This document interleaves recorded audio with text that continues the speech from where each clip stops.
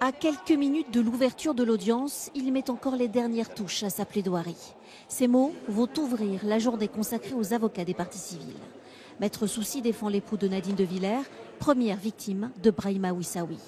Il a fustigé le système de défense de l'accusé. Après l'amnésie totale, la reconnaissance tardive des faits, pour mieux les revendiquer. C'est ce qui a été très difficile d'entendre hier, de voir un accusé revendiquer ses actes et de constater qu'on avait dans le box hier, en quelque sorte, un combattant de l'État islamique venu s'offrir une tribune au moment où il l'a voulu, quand il l'a voulu. Une tribune pour la propagande islamiste de l'accusé dont Maître Maktouf a voulu retracer l'endoctrinement sanguinaire.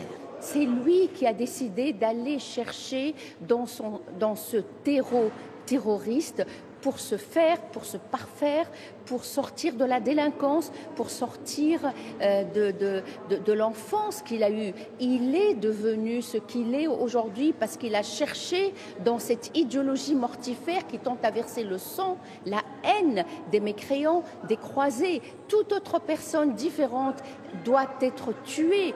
L'accusé n'a jamais exprimé de remords.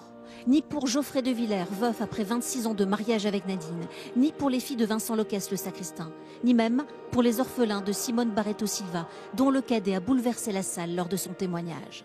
L'avocat des enfants assure qu'il est aussi dangereux qu'au moment des faits et espère une condamnation à la perpétuité, assortie d'une peine incompressible de 30 ans. Tous les faits vont dans un sens, il n'y en a aucun qui va dans le sens de la rédemption. Même l'accusé lui-même a dit que les surveillants avaient raison de le trouver dangereux. Donc on est vraiment dans la préparation encore d'armes depuis la détention, on est encore dans la volonté de faire encore des méfaits. Pour moi, la Cour n'a aucun élément pour aller dans le sens d'une atténuation de la responsabilité et au contraire, tous les éléments vont dans le sens inverse. Demain, place aux réquisitions du parquet national antiterroriste et aux plaidoiries de la défense. Le verdict devrait être connu dans la soirée.